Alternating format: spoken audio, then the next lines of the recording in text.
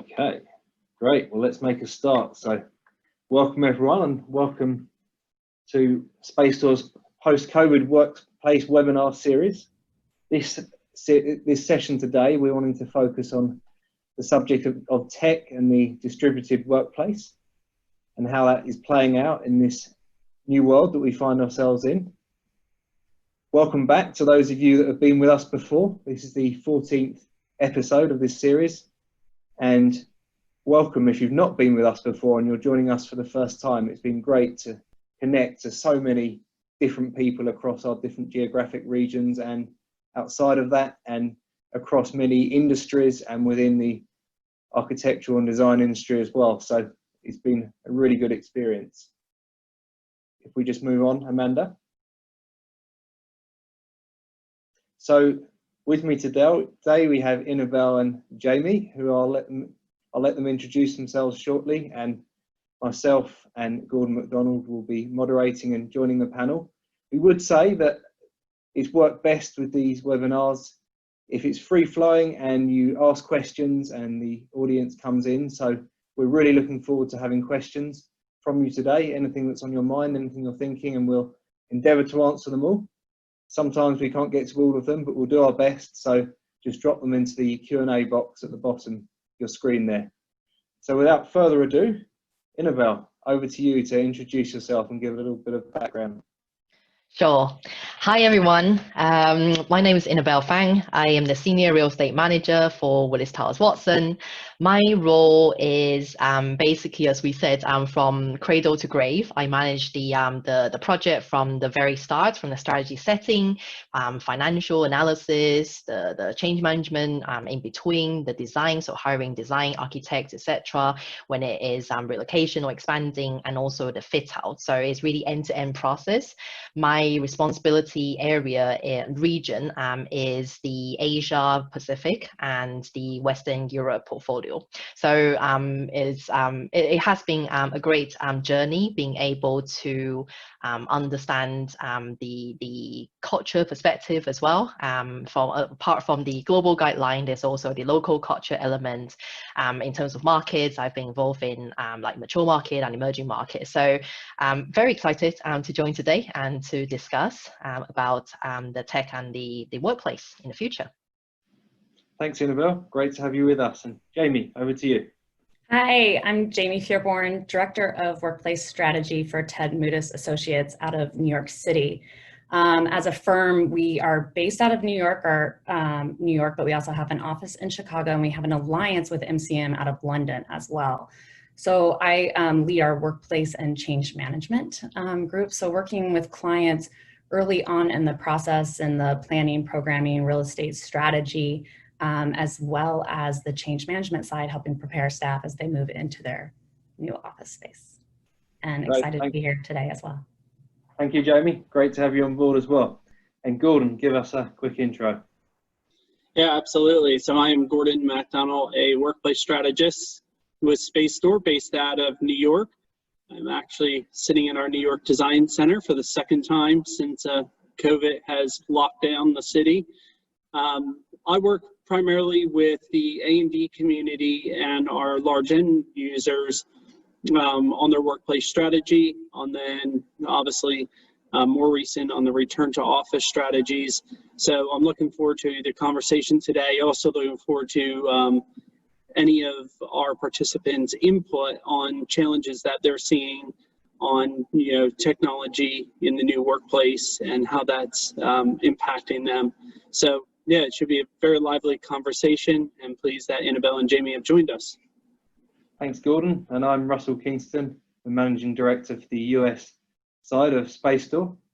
And I have a real interest in this area of tech as an enabler and the way that tech has enabled this whole change in the way that we're working, and how it's been such a facilitator in the way that we've had to so rapidly pivot the way we're working. So this is a subject I'm very passionate about and very interested to see how it develops as we start to migrate back to life beyond COVID-19. So without further ado, we'll launch into our subject today, and welcome to those of you that have just joined us and missed the initial introduction. as we mentioned earlier, we'll be glad to have any questions coming in on the Q&A box, so please be free. And the subject today is tech and the distributed workplace. So do you want to kick off for us, Jamie? We had some great conversations as we were talking about this yesterday, and what you're seeing out there and the trends that you're seeing coming through from those client conversations you have as you start to look to the future now. Yeah, there's a lot on it and kind of in all spectrums. So we're definitely in this pivotal time. I mean, nobody would argue with that. And it's everything that we've been talking about a lot in workplace and conversations with our clients over the past 5-10 years even. This has been a kind of a catalyst to changes with that. So we're having conversations with a lot of our clients about the unassigned seating and work environments. So looking at more agile or activity-based work, so that allows people now more to work from home, and what does that office look like in the future. So it's everything from kind of these short-term solutions to long-term, but whether it's kind of hub and spoke or if it's, you know, keeping the headquarters office, but these are the kind of conversations that we're having right now and how that technology can help support that workplace, both, you know, local in it, the physical and the virtual too. Yeah, it's very interesting. We're starting to hear quite a bit now about how people might make a hybrid space work, because I think there's a recognition that whilst we've all been remote and that's been a unique experience, it's not going to be like that in the future, and there will be a blend of both, and getting the balance there is going to be a really interesting journey. Great. Inabelle, what are you seeing out there? Yeah, no, absolutely. I agree to it. I think now more than ever, technology is being called for to have more creative and innovative solution. And to be honest, even before that, we are seeing a gaping hole in real estate in terms of the technology solutions. So there have been a few solutions coming up in the past couple of years, you know, balancing up with the agile working to support the agile working. But you know, with COVID, we are going into a completely new, different era, and this is the time where technology step up and have much more innovation and see how it can further facilitate us working not only in the office but much more at home in the future. Yeah, and we were discussing, weren't we, how this whole change and drive is going to lead to a much greater acceleration in software is developed and tech's developed to enable us and enable this new way of working. You had some interesting thoughts, Inabelle, on how you thought some of those areas you think that tech might start to develop. Yeah, so I think there's just so many different ways, but just talking about what we currently have in Willis Towers Watson. So pre-COVID, we have embarked on this workplace transformation journey since the merger of Willis and Towers Watson in 2016. And in order to enroll to embark on this journey, we have created a new workplace design where we have workplace sensors installed under every workspaces to understand the utilization of the workstation, the utilization of the phone rooms, of the meeting rooms, the number of people in the meeting room, etc., to help us better understand how people work, how can we help them work more productively in the new workplace. And also we have like signage screen where you can show where people are sitting, where you can avoid and go sit in other places that is available, which meeting room is empty, etc. So we've already put those like sensors in place to help us. And I think after COVID, this would be even more important, because if we have the majority of people working from home and they're coming into the office, the current office setup is more 70% workstations and 30% is collaboration, phone rooms, meeting rooms. And I think the future would probably make a huge turn in terms of that 70% of the workstation would move into, you'll be mostly working from home from your desk and focus and at home. And then when you come into the office, it's more to collaborate, to build a relationship with your team, to do ice-breaking activities, to brainstorm, etc. So that whole setting will change, and the sensor again will be extremely useful to help us understand what type of setting is actually more popular and more useful for colleagues, so that we can create a much comprehensive and holistic solution for the people in the future. Yeah. I think that point, Annabelle, too, on like why people are coming into the office. So it's kind of about the meetings, right? And you're saying to collaborate and come together. I think there's also a portion, though, that'll be coming in because of maybe distractions at home, that it's not as productive for them to sit. So that some people will be coming in for that focus work. So it is having more of that variety, like where it was primarily like the 70% desks. Now people want to come in and have a little bit more choice in where they're going to be sitting for the day based on what they need to do. Because if you're coming in and it's like, I'm going to be in meetings 80% of the day, but I just need somewhere to touch down to check emails in between. Or I have to work on a proposal or a paper and I just need an area to really focus. None of the home distractions, nothing else going on. Absolutely. Yeah. And then that's how I think technology can help people and navigate too in that. Yeah. I was interested, Jamie, in some of the things what you were saying about looking ahead, further ahead with some of the clients that you're working with, maybe 18 months out, how they're viewing this and how they're looking to the future. Just give us a bit on how you're seeing that the effect of the period we've been through now on planning further ahead. Right. So we were talking about because we have projects just like everybody, you're starting right now, like, so with some clients that they're moving into their space right now or went on hold for a little bit, or they're close to that. There's other projects that are in the early stages that we're doing programming, we're doing early planning for, and they might not be moving in for 18 months. So we have to keep in mind there's still a lot unknown about COVID and what that workplace is fully going to look like in 18 months, like depending if we have a vaccine or not. So we're trying to plan with a lot of that adaptability. And then even if there is a vaccine, I think what this has taught us is that we don't know. None of us would have predicted that we would still be, working from home right now. I remember like packing up that day when we were like closing the office to work from home. I was like, oh my gosh, I'm going to be out of the office for like a month. This is going to be so weird. And now, what's going on? So it's, we don't know what's going to happen, and we need to have adaptable workplaces. And so as we're looking at the planning, we think about most clients are signing leases for long periods of time, 10 years. So it's not just about the next 2 years. The next 2 years is going to be a very different workplace, but in 10 years, yes, it's still going to be a different thing, but it's not going to be what it is maybe for the next 2 years. So we're trying to think that long-term. It's trying to think about the spacing of the desks, but not that we're taking, we need to be efficient and effective, and looking at meetings with a lot more furniture that might be more mobile and adaptable, so that if they move in 18 months and we still need to kind of keep a little bit of spacing in a meeting room, we can push desks around, or we can kind of bring those tables back together and have more people. And so as all the norms have been disrupted, and as you say, we're looking at perhaps more space and much more flexibility for organisations to have a much greater insight and understanding through the various tech means out there of what's going on, so they can plan around it. It's going to be crucial, isn't it? Yep. As you're saying, it's interesting. Another aspect of this, of course, is the fact that a lot more people are going to be working from home, and just one of the questions that we've had in here now, how many workers actually have appropriate home work environments to do high quality work at home? I think you touched on that, Jamie. For some people, it's not actually been a great experience being at home. For others, it has been, and there's been a whole range of different experiences. How do you think that that's going to play out as we go forward, and the blend between home and work, and how much the organisation that we work for has an impact on what our work setting at home is like?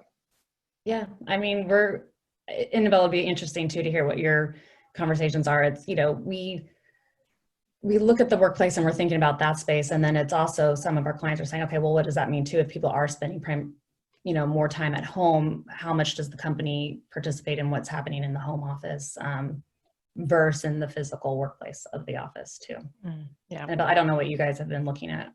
And I think so we have been, and I'm sure a lot of companies have been like sending out surveys to try to understand, how has the working experience been for the colleagues. And to be honest, we have only just launched and got initial feedback. The reason that we've done it quite late is also because it's kind of a roller coaster journey, if I can say. In the beginning, everybody was like, great, we're working from home. I don't need to put out my makeup, save save 30 minutes to wash my hair in the morning. Amazing. Just turn off my laptop, I start working. And then you go through a period where people feel really, really isolated, and they really just hate working. They hate it. They just want to come back to work as soon as possible. To now, I think people are slowly adapting to it and seeing the benefits of it. So we've only just launched this survey to try to understand, how colleagues are actually feeling, going through all those emotions right now. Do they want to go back to the office? And if so, in how many days? Do they want to go back? So I think this is really a fact-finding stage, and to the point on, sometimes people just don't have the settings at home, and I think that's a very valid point, and that is also part of the exploration process and journey that we need to find out with individual colleagues to understand. Would you like to work more from home? And if so, how many days? And if you want to work more from home, do you have the workstations or the screens to help support you, the chairs, so that, more ergonomic, so you don't have back pain after a 4-day sitting in front of the laptop? So I think these are the nuances that we will have to go through, but very important part that we need to go through to be able to establish what the new workplace would look like in the future.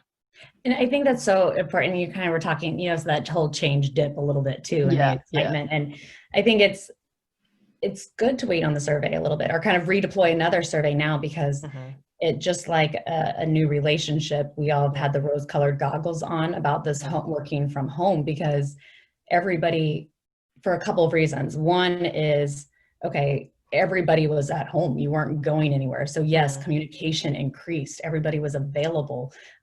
We were talking nonstop because nobody was going anywhere. No one was traveling. Nobody was commuting. Now, and then there was also the entire world. Like this is a global panel right now. Exactly. And there was a connection that everybody was going through this thing together and experiencing it, that created empathy for each other and camaraderie, that you had a new connection with colleagues and clients and partners that didn't exist before. And that kind of connection, that is what builds on a virtual relationship. And it builds on that trust and that community. So now, as we start going into more of these blended models and workplace and hybrids, we're going to kind of be reminded a little bit of what those challenges are like with people working from home and being able to get a hold of people. And it's not to say that can't happen and having more of that flexibility. It's just that we have to try a little bit harder. We have to think about what things are going to work. We talked about this, the mentoring and the communication, and how do you make it, all of those things it's going to be a little bit more challenging than it was just everybody being 100% from home. Yeah, agree. And but I think also what I'm thinking about is this is just such a great opportunity for technology to come into play as well, to be able to support and bridge that gap. And we discussed yesterday about I really think human is just an amazing creature. We adapt very quickly. We're very agile. Yes, I think everybody is genuinely speaking naturally resistant to change, but the flip side of change comes opportunities, and this is just the time where lots of creative ideas can come up in terms of, for example, what you mentioned about the connection via video conferencing. How do we actually do it? Is there actually tools in the market right now, or maybe in the future under development, that can help bridge that gap, so that the quality of the communication is much more engaging and much more meaningful. So I think this is just a world where it's full of possibility right now, and I'm really excited to see what's coming in the markets to answer to these market demands. Every time there's one been, thing. Yeah, go ahead. Sorry, go on, Jamie. I was just going to say, anytime there's been throughout history, like any kind of global pandemic or something in history, is when all these new innovation comes. Exactly. And things that we have today, we never considered. Exactly. And it's a painful process. I'm not undermining any, bad experience or anything, but I think with this, it comes opportunity, and I'm trying to see it in a more, positive element. I was gonna say, Inabelle, that we've gone from activity-based working to experiment-based working. Where we are testing things out. And it was on a panel a couple of weeks ago. One of our clients was telling us that take the next 18 to 24 months to experience with your workplace. You know, what works, what doesn't. You know, you have only 25% of your staff there. You can rearrange the entire floor plan without disrupting, you know, business units. But from a technology point of view, you know, what is that? And I think we had a question had come in about what type of technology are we seeing? And if I was to walk through the front doors of my office, what may be new types of technology that I'm going to run into? And I was specifically thinking around, you know, just a user experience. You know, do I, you know, get a message on my phone that I'm going to go sit at a certain desk, use a certain locker? I have use of XYZ phone booth. How do you think that would feel to your employees and, you know, their experience? How do you see that playing out in real time? I can only say, speak for what we currently have in place. So just going back to the sensors that we currently have, and we do have signage screens. So when our colleagues come into the building, before they enter the lift lobby, they would actually see a big signage screen where it shows the vacancies of the workstations, of the phone booths, of meeting rooms on each floors. So that gives them an idea of, okay, so maybe, I don't know, 100 out of 120 desks on, oh, that's a bit too high. Like, let's say 50 out of 100 desks on the 14th floor is already occupied. So maybe I will want to move to the 12th floor because there's only, you know, 10 workstation occupied out of 100. So I think this is how we will be able to guide colleagues in when they come back to the office to reoccupy the space, to find a place where it's more safe and they feel more comfortable to work with. So this is what we currently have in place. And, you know, needless to say, there are lots of like single flow guidelines of how you can walk and how you use the toilet, how you go into a lift. So everybody needs to face 4 corners of the lift to go up. So there are lots of measures being put in place so far to welcome our colleagues to come back when we do in the future. We're not rushing back for sure, but when we do, there are things already in place. But personally, I think there should be much more. For example, just brainstorming, I love to have a wristband where you know, if I'm too close, if I'm within 2 meters, it vibrates and it reminds me to, you know, back off a little bit, because I'm the person that I talk like this and I'll try to grab the person as well. So that band would actually remind me, hey, you're too close, you know, back off a little bit. And I think, you know, these kind of things will be really helpful in a workplace. Yeah, I think. And they're starting to use those on construction sites and stuff too. Yeah. That the smart wearable devices do Yeah. that, vibrate if you get too close. Brilliant. Yeah, It's just like the daily nudge. Yeah. Yeah, just that nudge that says, hey, you know, you're too close, or whatever it may be. And even, it's amazing amount of technology, and I think we were talking about it yesterday, about even like screen time, you know, technology telling us, hey, you know, you're starting to look tired, why don't you turn off from your screen? Our cars do it to us, you know, driving down the road, they say it's time for a coffee break. Exactly. We have the nudges through life, you know, your Fitbit tells you, hey, after, if you haven't done your steps within the hour, get up, go for move a walk. around. And so it's amazing how much technology we already have, but how to integrate it all into a workplace, and that workplace experience, I think, is quite fascinating. Yeah, I think that's a big thing we're going to see right in this next 6 months, year, who knows the timing, but like, is how this technology becomes more integrated together. Because you know, it's one of those things, there's a lot of great technology out there, even with like the desk booking systems right now that can be used. So you can have it, because I would really say now, if you have any of the unassigned seating environments, having a desk booking system in this environment now, kind of coming out of COVID, is going to be really important for people to feel just kind of more safe, and that space has been cleaned and who's sat there before. It's just going to give them more reassurance. Before it was like, okay, just kind of move around and pick a seat, which can work, but I think there'll be a little bit more expectation around that technology to help support it. So say I want to go in and I pick a desk for, you know, tomorrow where I'm going to sit. And then what the technology can do is automatically take all those other desks within a 6 feet radius, if there's not already that spacing, offline, so nobody else can book that. And then say, you know, the next day, if I was to test positive, like anybody, they would know immediately like who sat within the vicinity of me and just alert that somebody that you were near, might have come into contact with tested positive. So there's, that kind of information is going to be good, having that contact tracing, good information, but that can also feed about when was the desk last cleaned.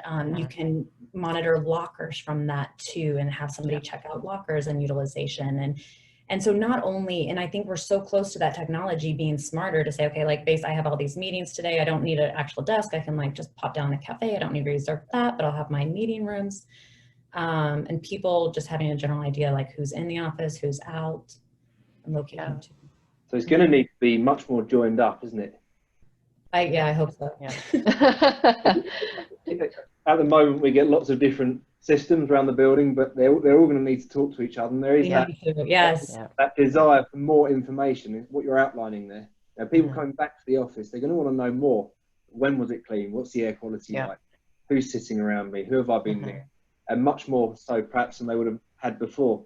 I think it's, along with all of this, I think it's really interesting to consider how and to what extent can technology make up, or where can't it make up, for the things that an office is really valuable for us for. So the chance meetings, so the chances for a junior member of the team to rub shoulders with someone with more experience and grow and learn, those casual interactions which are so important for building trust and building relationships. Because when we went into this whole work from home situation, we went with pre-existing relationships that we could leverage and use to carry on virtually. But now, as time goes on, we're going to have to find ways to overcome and work out what we can do virtually and what we can't do virtually. Do you have either of you have any thoughts on that? I had a very interesting conversation today, and I think most people, like the reason they come into the office, apart from to do work at their desk or have meeting, is also that 10 minutes after the meeting, because people are afraid of miss out. So it's really that 10 minutes after the meeting where you're having the corridor chit chat, or you go grab a coffee, or talk about the life, or what some idea you have, or even after work you go grab a beer together. And I think that's the parts that people would miss the most, and people would afraid to miss out the most, because that's the time where you have the exchange instead of just at the desk and doing a job. Because to be honest, you really can do your job anywhere if it's just individual work, but it's really that that exchange parts that people don't want to miss out with. So I think that's a very key criteria that we as real estate professional need to figure out, and also try to profile the colleagues, the workforce.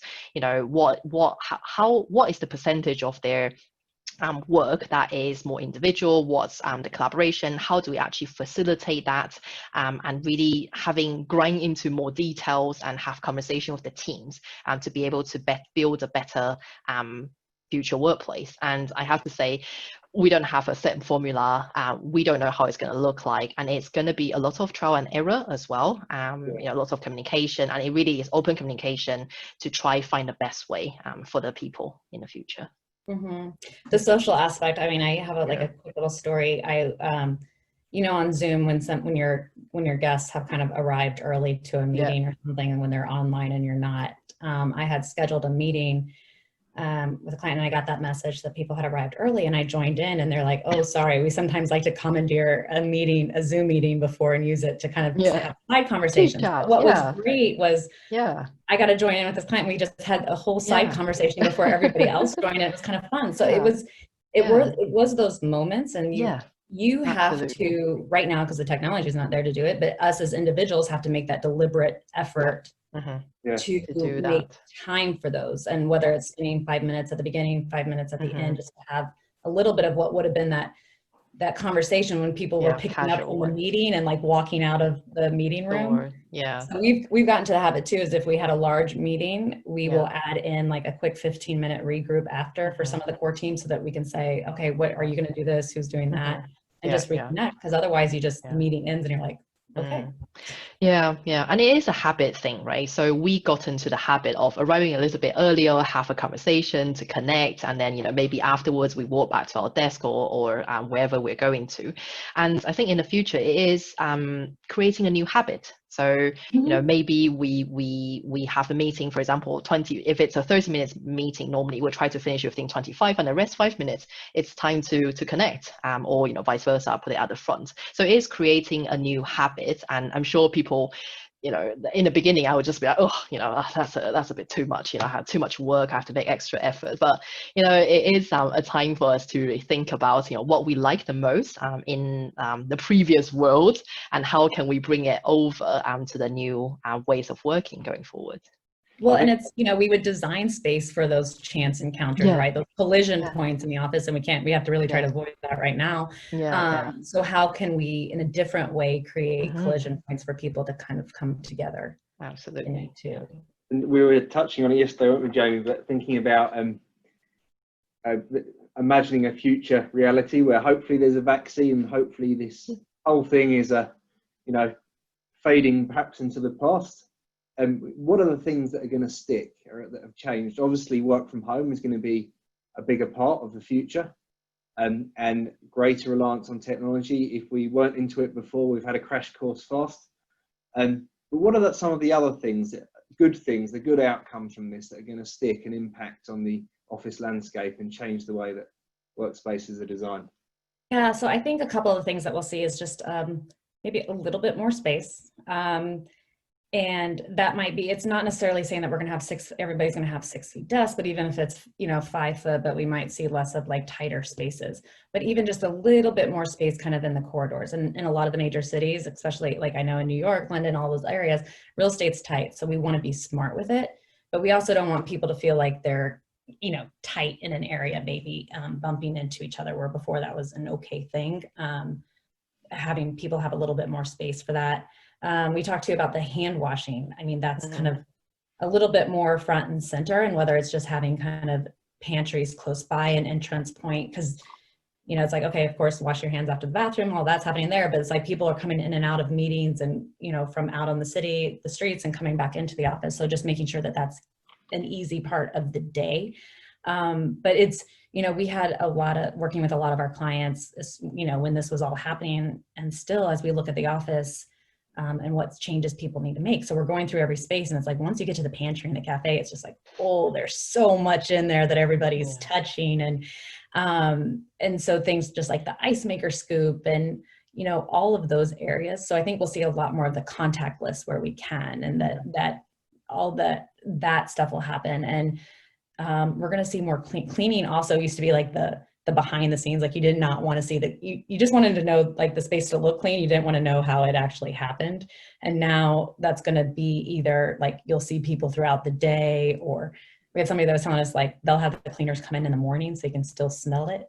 But you want that stuff to be kind of seen. So I think that's going to be important. And then also the flexibility that we were talking about. I think that's a big thing, like with furniture and everything that we're looking at now, is what things are going to be the most adaptable, the most flexible, because the only constant is change, and there's so much unknown in this world right now that so as much as we can plan for it, and as you're saying, like we can't figure it out right now. Like we can all make our best guesses of what's going to happen with the workplace and how to work from home, and we've been doing this for years. We're all educated and smart and can make some good assumptions on it, but there's still so much that's unknown, and so that adaptability and flexibility is so key. Yeah, I think that's a really key point, because no one wants to, I think you said, Jamie, no one wants to go first at the moment.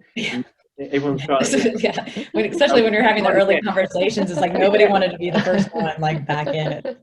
But before you work on, you talk about some of these new things in office, everybody's like, I want to do what nobody else is doing, I want to be that person. And everybody's like, no, we're going to wait a little bit here, let other people go first. Yeah, and I think it's really interesting to think, in terms of some of the benefits that have come out, it's really, really interesting seeing some of the higher level data that's coming out from Microsoft 365. I was reading a report that they put together, and they said the number of 1 hour plus meetings has gone down by 11%, and the number of half-hour meetings has increased by 30%. So what we're seeing is people are they're seeing on the test they did on their own team, people were having quicker, punchier meetings. So where we're actually gaining in productivity in some ways, we may be able to that may actually make space for some of these other things that we need to fit in and actually consciously work towards to make sure that we don't become remote, in terms of our connection together. Inabelle, you and I were talking about this, like our favorite, like I'll say it's my favorite thing. I know you appreciate it too, but coming out of this is those 365 analytics. Every morning when I get that email that'll tell me about my focus time or how quick I am to respond to emails, I'm like, this is cool analytics and data to have now. Yeah, exactly. About my day. Yeah, and it'll give you a recommendation as well as to, maybe you need to take more break in between, not arrange that many meeting. It also tell you who you collaborate with the most. Yes, and that's a good one. Exactly, yeah. And I'll be thinking, okay, so maybe I should expand my network as well instead of just communicating with these fixed people, right? So it does give a lot of thought to how your behavior was in the past week and how you can further shape your behavior in the next coming week. So I really like that tool. And you could look I could look kind of pre-COVID, like what my calendar would look like, and then kind of post-COVID. So it's been an interesting comparison. Absolutely. One thing that I found really interesting, and I hope it continues, is actually being able to collaborate with other people that we haven't before. It's amazing. You get on a Zoom meeting with a client, and now you're seeing individuals that perhaps they had only had input to the other team, but now they're jumping on a meeting. And same with even in our own team, we did a internal hackathon at the very beginning of COVID-19 on just some ideas, and it was amazing the amount of people that you hear. Perhaps you're on an email with them, even in your own team, but now you can see them face to face. And I think I'd like to think that that's going to stick around a lot longer. And, I think that will help with some of those chance collaborations that, hey, we're now, Inabelle, I didn't know you before now I do. Hi, yeah, exactly. So here we are. And I think that's going to be one of the greatest things that comes out of this is that sense of community and that human connection. And just a couple of the questions I wanted to bundle together that were coming in about just good habits and, different types of, as humans, things that we may do differently. What is one habit? I know we talked about hand washing, but maybe both of you can comment on what do you see yourself doing differently in your daily life? If you were asked to go back to the office next week, what would a change be that you would take along with you that you might have not previously done? I live in Canterbury. For those who are not sure, Canterbury is at the southeast side of London, and I take a high-speed rail to go into King's Cross and then tube to get into Bank and then walk to office. So previously for me is try to get there as fast as possible so that I can go to my desk and start my day working. And I think if I am to go back to the office, I really would like to avoid the public transportation, but from Canterbury to London there really is only train, so I have to take that. But once I get to King's Cross, I would really want to buy my own electric bike and cycle there, or electric bike, you cycle there, so I cycle there as well, or get a manual bike and I cycle in, so that I avoid going into the underground where people just breathe directly into your face. So that's definitely one thing personally I would do. Jamie, what about you? Yeah, I'm not sure. It's interesting. Like, I think definitely having more of these kind of Zoom meetings. I mean, the commute part's going to be interesting for sure. But I feel like these virtual meetings have become I know a lot of people are tired of Zoom and being on video, but I do think it gives a lot of different, kind of connection. And that's something for sure that, Agree. Yeah. And I could pretty much be in Tanzania right now and dialing in for the Zoom meeting. So I think it does open up a lot of possibility and be able to bring in different talent, different perspective into the discussions. Absolutely. Yeah, and I think what you said, Inabelle, about how quick we are to adapt. Yeah. I don't know how the rest of you found it, but when we first went to work from home and I was just on Zoom all day, it was really tiring. And then you kind of adapt and you get into a rhythm and you work out how to make it work for you. And and you adapt. And so it's very interesting just how quickly that perhaps your daily routine and your habits change so that you can cope with the way you need to interact now. It's a question that's just come in, Jamie, directed to you, asking, and I guess it could actually link with some of the information we get back out of some of these technology systems, but what strategies are you and your design team using in terms of selecting finishes and the material palette as you move forward and look at new workplaces the other side of this? Yeah, so I mean, I don't know if it's more just on process and kind of the virtual world. So our design teams are, using online to kind of help narrow it down, and then having, so our office has opened, and it's kind of on voluntary basis. So teams are now starting to go into there here when needed, if it makes sense.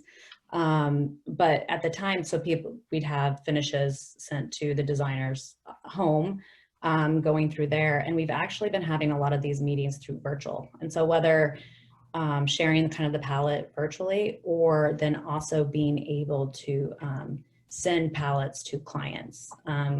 We did have our first kind of socially distanced, meeting with some clients to kind of review finishes, and that worked really well the other day. So that's kind of exciting to start seeing that happen again. But we have actually found that there are certain things from this that are so much more efficient. So actually getting on and reviewing like a drawing set or presentations or product, like we can, if everybody's virtual, we are editing in real time and making changes, and you feel like you have everybody's kind of more undivided attention versus when you would be in a room and everybody's trying to look, everybody's looking at the packet at different, at different paces, like flipping back to other pages. So it's like everybody's on the same thing. You see and make sure that everybody's aligned because you're kind of can live draw on the system. So there's definitely been things that have been much more efficient for us that we have found going, through all of this too, that I think too are things that we'll continue doing instead of having, not every meeting has to be in person anymore. You can really decide, like, does it make sense that we need to go commute, spend the time commuting when this might actually be a better meeting if everybody's just virtual. Yeah, and it's and we're going to have to with this whole kind of change in the way that we're in the activities we're doing and how we're interacting, as we move into a blend of in the office, remote, and how that is played out and how the office is designed is going to be really interesting. I think you were mentioning, one of you yesterday, that it'd be a nightmare if we're all sitting around in the office and everyone's doing exactly what they are now. Everyone's on their individual Zoom call with their earphones on, talking at the top of their voice. So there's going to have to be some, the physical office is going to have to be sympathetic to the way that people are working now, isn't it? Yeah, we're going to have some gentle reminders too of like reminding people of the workplace etiquette, because it's like right now nobody's around me. I can talk as loud as I want and I'm not disrupting anybody. When you're back in the office, it's going to be a different thing. I've started trying to test out headphones to see what block out the background noise and stuff. Yeah. It's funny you say that because my husband just came and closed the door because I've been too loud. But yeah. Yeah, so it's going to be, it's definitely that. And it's, phone rooms have been a big thing in the past and they'll continue to be. But Zoom room, like rooms to be able to have these video chats that maybe have better lighting in them too, and sound quality. So it's, this is now more of a primary way of communicating. It's like weird, even with my personal phone, when I talk to somebody on the phone, I'm just like, I'm not used to this anymore. Blasting, yeah. So I think acoustic would definitely be a continuous emphasis. So that's pre-COVID, and I'm sure after COVID that will still be a key focus as well in terms of the workplace design. Yeah, I think one of the things that I wondered as we first kind of hit this phase, everyone was talking about sneeze guards and just kind of throwing in temporary solutions, etc. I thought, are we going to lose some of the ground that's been made on sustainability and wellness? And because there's been a huge amount of effort that's gone in there, but it's I think what we're expecting, what we're seeing as we go on through this, is it might even actually accelerate some of that as well, in terms of the office design, because of that consciousness of hygiene, consciousness perhaps of how different materials retain and hold germs and other things, and then the whole acoustics piece in Inabelle is really vital. So I think it's going to be an interesting development. And one of the questions that just come in, just asking about masks, and makes me think of another thing that actually is really crucial, that with this sort of meeting where we're all coming in from different areas, if we're remote or whatever, and that is one key benefit right now over having to have a meeting with someone with a mask, isn't it? Mm-hmm. Yeah. Yep.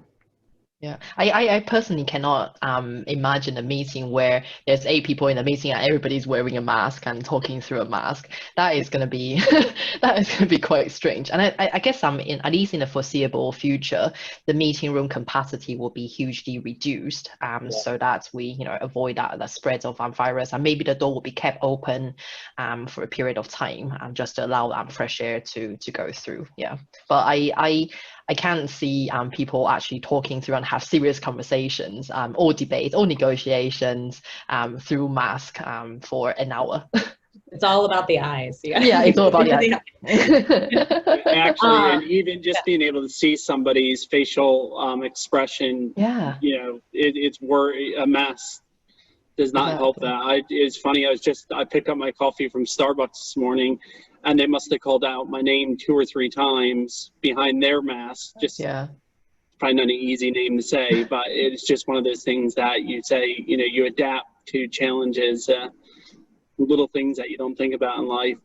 But I think one of the interesting comments that are coming in are about workplace well-being and pieces like that. I think, and I'd like your input on this, do you think that is also going to be one thing that we're going to see employers become much more flexible on, sick leave, much more flexible as, saying, hey, let's be adaptable. If you're not well or you feel compromised in any way, the work from home strategy is here to stay. You have that ability.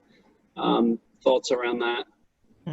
Absolutely. And I really think that after this, in order for the new ways to work, there needs to be more respect, more trust between the employer and the employee. So if they really aren't feeling well, let them stay home and trust them that they're not lying, and they will be able to finish their responsibility, whatever it is, when they feel better.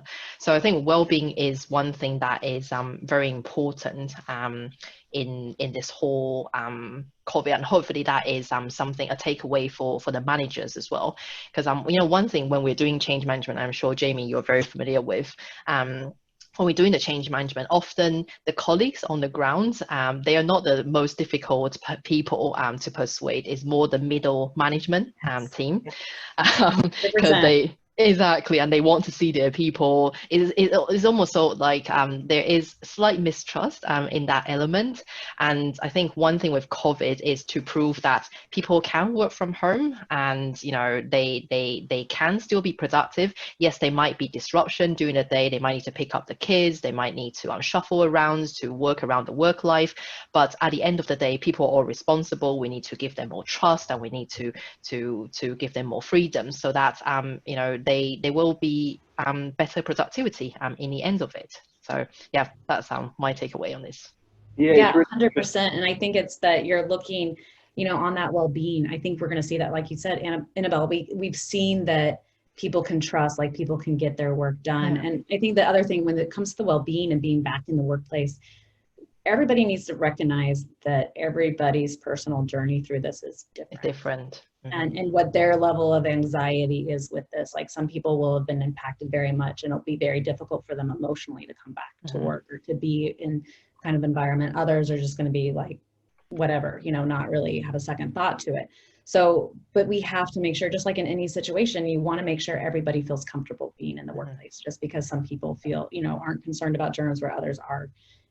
Everybody needs to feel comfortable and at their own pace, kind of thing. Exactly. Yeah. Yeah, and it's one of the questions that has come in is one of the previous panels we had was talking about the split between the kind of hub and spoke model, where you've got perhaps a smaller base than we are used to for a company within a city centre, and then smaller suburban satellite offices dotted around. And how do we think that might develop alongside technology? Be interested to know if either of you have been looking at having any conversations around that kind of distribution, if you like, and whether there's how that's playing out. Yeah, I mean, definitely starting to look at that and have those conversations with our clients that they think about, because a lot of it comes down to the commuting, right? Like, and it is just about people having a space to go work that's other than home. So it's kind of understanding how important is that to have a secondary space versus coming into like maybe the primary office in the city center. Yeah. And what that means. So we're definitely having those conversations and looking at it. I think, especially as we're seeing more people move to the suburbs too with this as well. Yeah. There might be kind of a more need to it, but again, it goes back to that technology. And, you know, maybe it's even like before, it might've been, you know, back of house office teams might've been in, you know, outside of the city center, and then more of the client facing teams would be in the city center or in New York for us. And it's not so much about where people are assigned, but what makes sense for them for that day, for their work and what their preference is. And maybe the New York City location is like the client experience center, and everything else is just more like a satellite hub for people to work more for convenience. Yeah. And I think, like Jamie said, we are also exploring and to see whether this is viable. One thing I do think, for example, what is very different from the Western side of the world, like take Asia as an example. So our colleagues in Hong Kong, and in Hong Kong, I'm not sure whether you've been to Hong Kong, but Hong Kong is just buildings after buildings, and they're like 40 floors easily with every single building. So everybody has a very cramped house. So my friend live in I think say 1-bedroom house with her husband and son. So with colleagues like that, it's very hard to expect them to be able to work there for long term. Short term, yes, absolutely no problem, but for them it is a struggle to be able to work there from a long term perspective. So I think satellite office and satellite concepts in this instance would be a great idea for them to be able to go to somewhere nearby where they have a proper environment for them to work. And then take, for example, Thailand as an example. So in Thailand, it's probably not a space perspective like Hong Kong, where it's all crammed. But from Thailand, the internet is not stable at home. So they won't be able to work effectively and efficiently at home. So having a satellite office close by, like I guess a co-working space where the internet is much more stable, that will really help improve the quality of work. So I think it really depends on the different situation. Apart from the global direction, is also the country perspective, the cultural perspective, and other elements to be considered. Yeah, and it all goes into, you know, one of the big things in workplace and all these conversations, we've worked with so many clients over the past few years about bringing all the locations to one, or, you know, because you want to create that one unit synergy. I was talking, like one of our clients like 6 months prior to COVID had done away with their work from home policy. So, but then now everybody is working from home. So there's a reason of like bringing people to the office and that community and that camaraderie and that culture. And so I think that that's the part that's really going to be important of how yes, the digital can do part of that, but there's, you know, more to it. And that's going to be a really important aspect as we think about it. Cause it's like those central cafes and all of those bring people together. Those are so important, but how do we rethink of those in a different way when we're in a more distributed work? Yeah, it was really interesting. One of the last question for today, but it's come in, and sorry to put you on the spot on this one, Jamie, but the question is, what are you seeing in terms of square foot usage per person in the planning you're doing now for post-COVID as opposed to what you were doing before? That's something that you know off the bat? So it's actually one of the things I'll just say real quick that's kind of interesting is our team, we actually put out a workplace report every year. This year was our 5th year. If anybody has seen it before, it's kind of more of like a little pamphlet. This year was like actually going to be a book because we had 5 years of data. We are so excited. We were like 2 weeks away from releasing it, and COVID happened, and we're like, yeah, you know, none of these, like, this is not the relevant time to do it.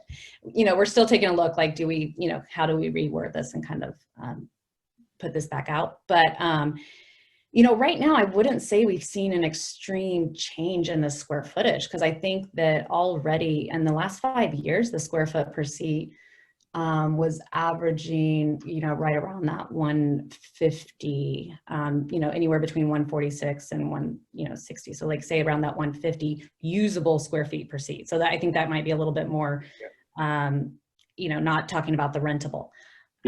So, and that's kind of been a little bit consistent. And what's interesting is a good portion of our projects right now, and they were like this pre-COVID, and they're still going this way and actually more considering it, are looking at that unassigned seating kind of environment. And so what that means too is that our space isn't necessarily, I don't want to say that's growing a lot. It's just a rethought of how we're thinking about space too. So almost like the square foot per seat or per person might start being about the same. We're going to get a lot more efficient per person, perhaps per seat. It's going to get a little bit more generous, but on average, we might be about the same. But, we're kind of in that early stage of seeing that, but I wouldn't say like we saw a huge shift in a lot of our projects. Cause like I was saying too, it's like some of these, we looked at the planning, like if we added a lot more space, that might have worked for the short term, but in the long term, it wasn't going to be necessarily the best thing for them. It was better to keep every other seat for the next couple of years. And then that would give them more flexibility in the future. Yeah, it's interesting. We had a large client that I work with, investment firm. They were telling me that one of their campuses, they never exceeded 53% occupancy, even in good times on that campus. So they said, to go down to a 25% reduction of staff was no stress for them because they never had more than 53% utilization rate. So it is, I don't think we're going to see a major change in some of those footprints. I think we're just going to see a redistribution in the types of furniture and products that we bring to the space. Yeah, I think it's how we use that space is what's going to be different. Yeah. Right. And more variety, a lot more variety is what we're seeing too. Yeah. Like we already were starting to see that before, but now it's like even more, like there's more about it. And like all those different types of seating too. I think now that people have been working at home for like the past 4 months, you're getting used to sitting in like, I mean, I'm really missing my ergonomic full attachment, right? But we've got some good substitutes. You're getting used to like the kitchen chair and all of that kind of things, but people will be more comfortable sitting in like non-traditional work environment. Great. Well, it's been a great conversation today. Thank you, Inabelle. Thank you, Jamie. It's been really interesting to get your insights, and thank you to everyone in the audience for the questions that have come in. We've explored some great areas today, and we'll just bring up on the slide now, but we've got another panel webinar on the 20th of August, so please jump on the website and register for that. We'd love to see you again. But that is it for today, so thank you very much, and a big thanks to our panelists for your input today. Have a great day. Thank you all. Thank you, Inabelle and Jamie. Thanks. It was a pleasure. Thank you. Yeah, this is great. Bye. Bye.